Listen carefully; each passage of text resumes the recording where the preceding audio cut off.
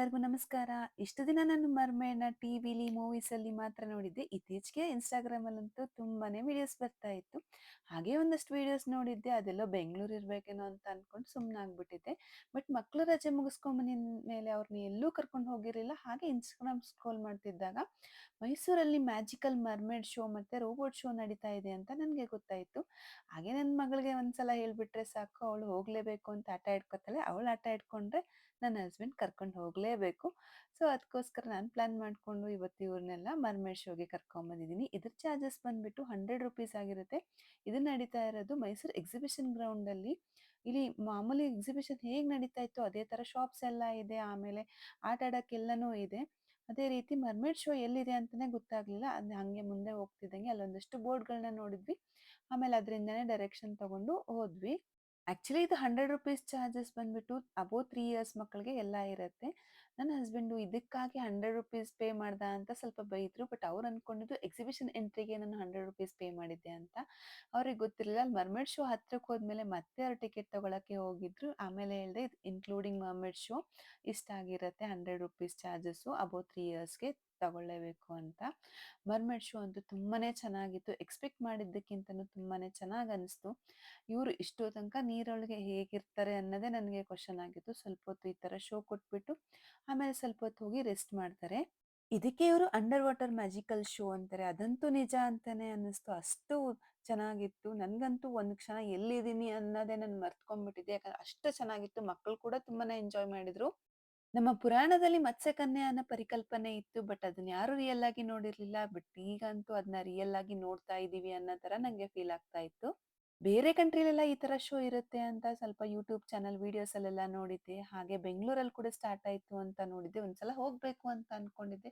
But ನನ್ಗೋಸ್ಕರ ಮೈಸೂರಲ್ಲೇ start ಆಗ್ಬಿಟ್ಟಿದೆ. ನಂಗಂತೂ ತುಂಬಾನೇ ಇಷ್ಟ ಆಯ್ತು. ಈ ಶೋ ಓನ್ಲಿ 45 ಡೇಸ್ ಇರುತ್ತೆ. ಹಾಗೆ ಸಂಜೆ 4 ಗಂಟೆಯಿಂದ ರಾತ್ರಿ 10 ಗಂಟೆವರೆಗೂ ಮಾತ್ರ ಇರುತ್ತೆ. ನೀವು ಮೈಸೂರಲ್ಲಿದ್ದು ಇದನ್ನಿನ್ನೂ ಮಿಸ್ ಮಾಡ್ಕೊಂಡಿದ್ರೆ ದಯವಿಟ್ಟು ಮಿಸ್ ಮಾಡ್ಕೊಳಕ್ಕೆ ಹೋಗ್ಬಿಡಿ. ನೀವು ನಿಮ್ಮ ಮಕ್ಕಳನ್ನ ಕರ್ಕೊಂಡೋಗಿ ಅವ್ರು ತುಂಬಾನೇ ಎಂಜಾಯ್ ಮಾಡ್ತಾರೆ. ನಾವು ಹೋಗಿದ್ದು ವೀಕೆಂಡ್ ಆಗಿದ್ರಿಂದ ಸ್ವಲ್ಪ ರಶ್ ಇತ್ತು. ಬಟ್ ವೀಕ್ ಡೇಸ್ ಏನು ಅಷ್ಟೇನು ರಶ್ ಇರಲ್ಲ ಅಂತ ಅನ್ಕೋತೀನಿ. ಬಟ್ ಸಂಜೆ ಇರೋದ್ರಿಂದ ಆರಾಮಾಗಿ ಹೋಗಿ ಬರ್ಬೋದು. ವೀಕೆಂಡ್ ಸ್ವಲ್ಪ ಜನ ಜಾಸ್ತಿ ಇದ್ರೂ ಪರವಾಗಿಲ್ಲ, ಆರಾಮಾಗಿ ಈ ಶೋನ ನೋಡ್ಬೋದು. ನೋಡ್ಕೊಂಡು ಮುಂದೆ ಜನ ಹೋಗ್ತಾ ಇರ್ತಾರೆ. ನಾವು ನೆಕ್ಸ್ಟ್ ಮುಂದೆ ಹೋಗಿ ನಿಂತ್ಕೊಂಡ್ರೆ ನೀಟಾಗಿ ಕಾಣಿಸುತ್ತೆ. ಇಲ್ಲಿ 4 ಜನ ಮರ್ಮೇಡ್‌ಗಳನ್ನ ನಾವು ನೋಡ್ಬೋದು. ಪಾಪ ಒಂದು 2 ಮಿನಿಟ್ಸ್ ಅವರು ಶೋ ಕೊಟ್ಬಿಟ್ಟು ಮತ್ತೆ ರೆಸ್ಟ್ ಮಾಡೋಕ್ಕೆ ಮೇಲೆ ಹೋಗ್ತಾರೆ. ಇದೇ ಥರ ಕಂಟಿನ್ಯೂ ಆಗ್ತಾ ಹೋಗುತ್ತೆ. ಆಮೇಲೆ ಸುತ್ತಲೂ ಜನ ನಿಂತ್ಕೊಂಡು ನೋಡ್ಬೋದು.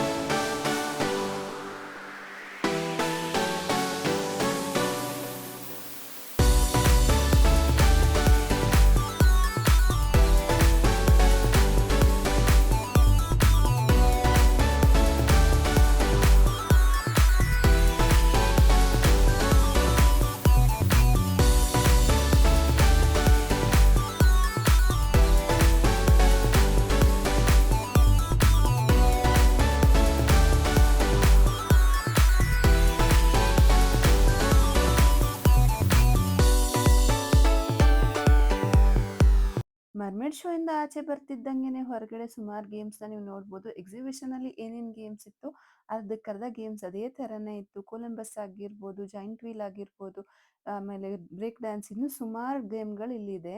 ನಾನು ನನ್ನ ಮಕ್ಕಳಿಗೆ ಒಂದು ಸ್ವಲ್ಪ ಗೇಮ್ಸ್ ಕೂಡ ಆಟ ಆಡಿಸ್ದೆ. ನನ್ನ ಮಗ ಇಲ್ಲಿ ನೋಡ್ತಾ ಇರ್ಬೋದು. ಇದ್ರಲ್ಲಿರೋ ಲಯನ್ ಮೇಲೆ ಕುತ್ಕೋಬೇಕು ಅಂತ ಹೇಳ್ತಾ ಇದ್ದ. ಸೊ ಅದಕ್ಕೋಸ್ಕರ ಈಗ ಅವನಿಗೆ ಲಯನ್ ಮೇಲೆ ಕೂರ್ಸೋಕ್ಕೆ ಕರ್ಕೊಂಡು ಹೋಗ್ತಾ ಇದ್ದೀನಿ. ಇವನಿಲ್ಲಿ ಹಠ ಮಾಡ್ತಾ ಇದ್ದ. ಯಾಕಂದ್ರೆ ನನ್ನ ಮಗಳು ಬೇರೆ ಗೇಮ್ ಆಡಕ್ ಹೋಗಿದ್ರು. ಇವನು ಚಿಕ್ಕವನಾಗಿರೋದ್ರಿಂದ ಅಲ್ಲಿಗೆ ಇವನ್ನ ಕಳ್ಸಕ್ಕಾಗಲ್ಲ ಅಂತ ಹೇಳಿ ಇಲ್ಲಿ ಬಂದು ನಿಂತ್ಕೊಂಡಿದ್ದೀನಿ. ಇವನ ಜೊತೆಗೆ ನಾನು ನಿಂತ್ಕೋಬೇಕು. ಯಾಕಂದ್ರೆ ನನಗೇನು ಚಿಕ್ಕವನಲ್ವಾ ಅದಕ್ಕೆ ಭಯ ಆಗತ್ತೆ. ಸೊ ಇವನು ಈ ಗೇಮ್‌ನೆಲ್ಲ ಎಂಜಾಯ್ ಮಾಡ್ದ. ಇದಾದ್ಮೇಲೆ ಸ್ವಲ್ಪ ಹೊತ್ತಿಗೆ ನನ್ನ ಮಗಳು ಕೂಡ ಬಂದು ಇದೇ ಗೇಮ್‌ನ ಆಡ್ಬೇಕು ಅಂದ್ರು. ಇದ್ರದ್ದು ಏನ್ ಪ್ರಾಬ್ಲಮ್ ಅಂದ್ರೆ ಇಲ್ಲಿ ಇವ್ರು ಯು-ಪಿ-ಐ ಅಕ್ಸೆಪ್ಟ್ ಮಾಡ್ತಾ ಇರ್ಲಿಲ್ಲ. ನೆಕ್ಸ್ಟ್ ಬಂದು ಇಲ್ಲಿ ಮೆಣಸಿನಕಾಯಿ ನೇತಾಕಿರೋದು ನೋಡಿನೇ ನನಗೆ ಮಿರ್ಚಿ ತಿನ್ಬೇಕು ಅಂತ ಅನ್ಸಿ ಮಿರ್ಚಿ ಮತ್ತೆ ಬನಾನಾ ಬಜ್ಜಿಗಳೆಲ್ಲ ತಗೊಂಡು ತಿನ್ಕೊಂಡು ಆಮೇಲೆ ನೋಡ್ತಾ ಇದ್ರೆ ಫುಲ್ ಲೈಟ್ಸ್ ಹಾಕಿದ್ರು. ನನ್ನ ದಸರಾ ಏನೋ ಮತ್ತೆ ಕಂಟಿನ್ಯೂ ಆಗಿದೆಯೇನೋ ಅನ್ನೋ ಥರ ನಂಗೆ ಫೀಲ್ ಆಗ್ತಾ ಇತ್ತು. ಇಲ್ಲಿಂದ ನೆಕ್ಸ್ಟ್ ಹೋಗ್ತಾ ಇದ್ದಂಗೆನೆ ಹೊರಗಡೆಯಿಂದ ನಮಗೆ ಪ್ಯಾಲೇಸ್ ಲೈಟಿಂಗ್ಸ್ ಕಾಣಿಸ್ತು.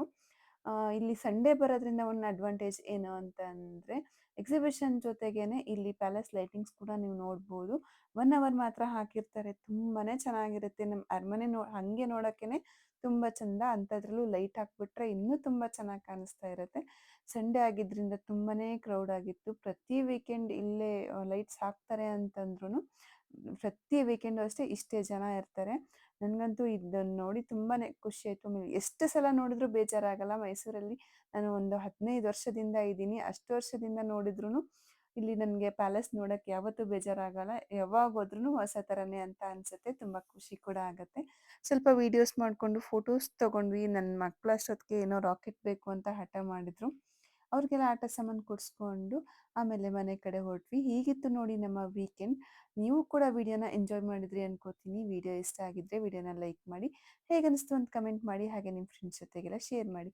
ಇನ್ನೂ ನನ್ನ ಚಾನೆಲ್‌ನ ಸಬ್ಸ್ಕ್ರೈಬ್ ಮಾಡಿಲ್ಲ ಅಂದರೆ ದಯವಿಟ್ಟು ಸಬ್ಸ್ಕ್ರೈಬ್ ಮಾಡಿ. Thank you.